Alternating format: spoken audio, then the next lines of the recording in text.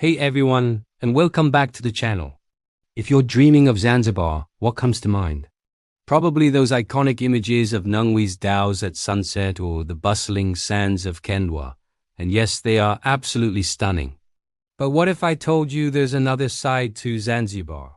A quieter, more magical side that most tourists completely miss. Today, we're going beyond the guidebooks. We're peeling back the layers to discover the real Zanzibar, the one cherished by locals. We're on a mission to find the island's best-kept secrets, its hidden beaches. So grab your sense of adventure, because we're about to explore a Zanzibar you've never seen before. First up on our secret tour is a place so secluded, you'll feel like you've discovered your own private paradise. It's called Matemo Beach, but not the part where all the fancy hotels are. I'm talking about a specific stretch a little further south from the main tourist area. To get here, you have to navigate a few sandy tracks, maybe ask a friendly local for directions. But trust me, the journey is part of the charm. When you finally step onto the sand, it's pure magic. The sand is like powdered sugar, incredibly fine and white, and the water, it's this unbelievable gradient of blues, from pale turquoise near the shore to a deep sapphire further out.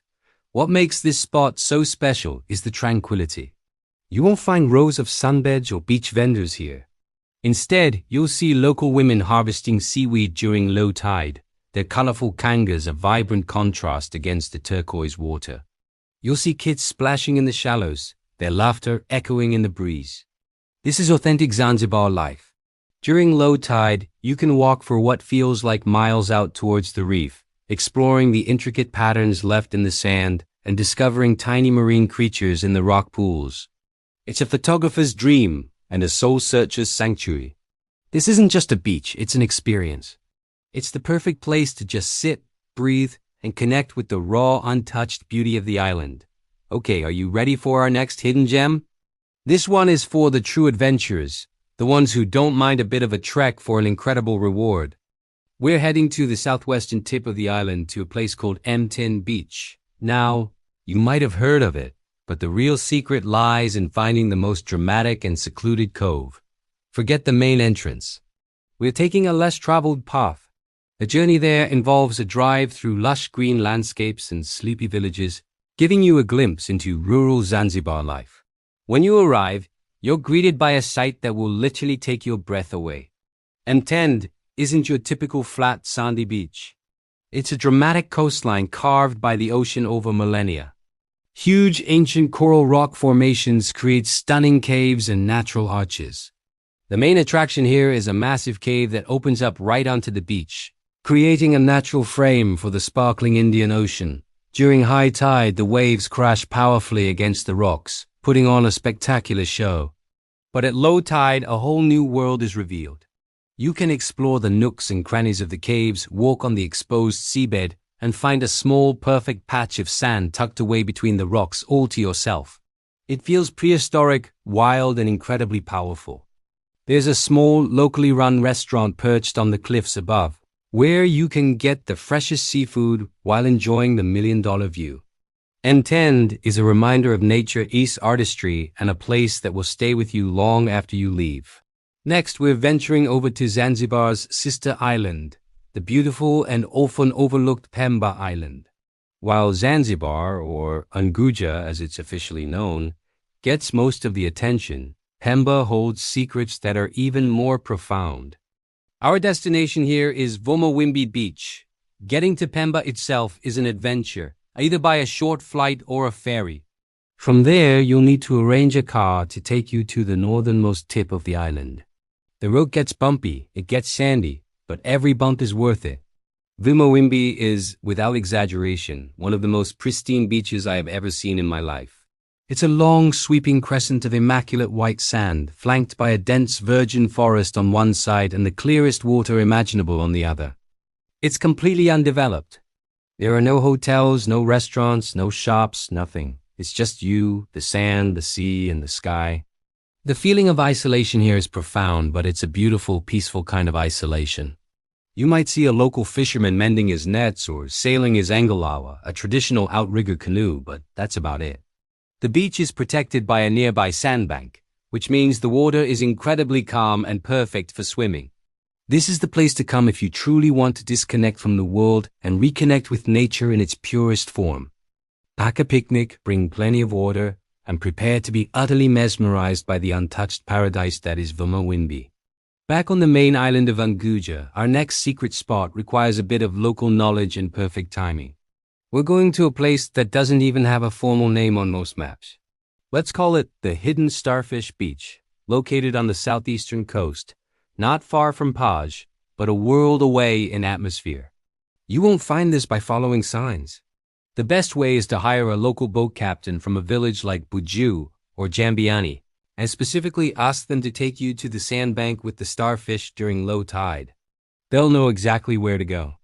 After a short boat ride, you'll arrive at a massive emerging sandbank that appears as if by magic from the middle of the ocean. The sand is soft and rippled by the receding tide. But the real wonder is what the water leaves behind. The sandbank is covered, and I mean covered in hundreds, sometimes thousands of colorful starfish. You'll see them in vibrant shades of red, blue, orange, and brown, resting in the shallow pools. It is an absolutely surreal and beautiful sight. It's incredibly important to remember that these are living creatures. You can look, you can take photos, but please never pick them up or take them out of the water.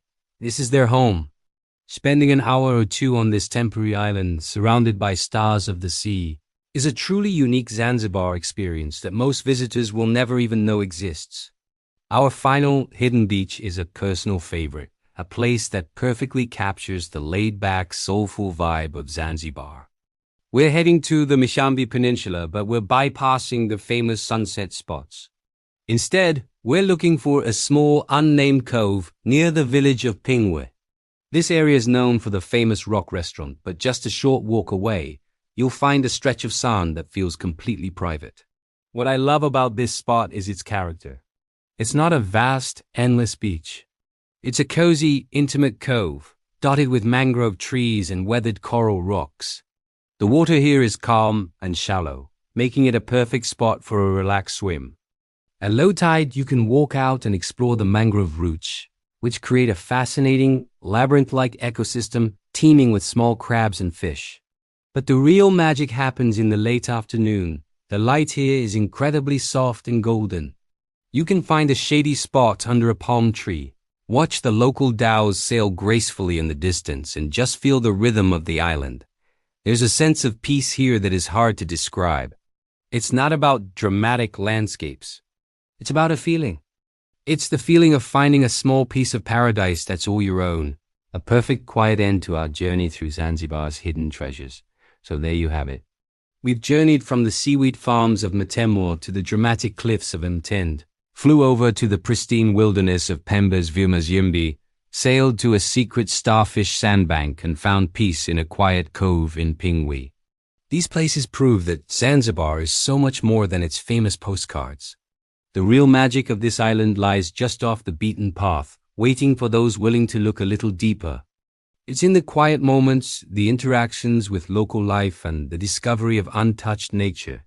So next time you plan a trip to Zanzibar, I dare you to seek out these hidden gems. Talk to the locals, be adventurous, and create your own unique story. You won't regret it. Thanks so much for coming along on this adventure with me. If you enjoyed discovering the secret side of Zanzibar, make sure to hit that like button and subscribe for more travel stories that go beyond the ordinary. Let me know in the comments which of these hidden beaches you'd want to visit first. Until next time, keep exploring.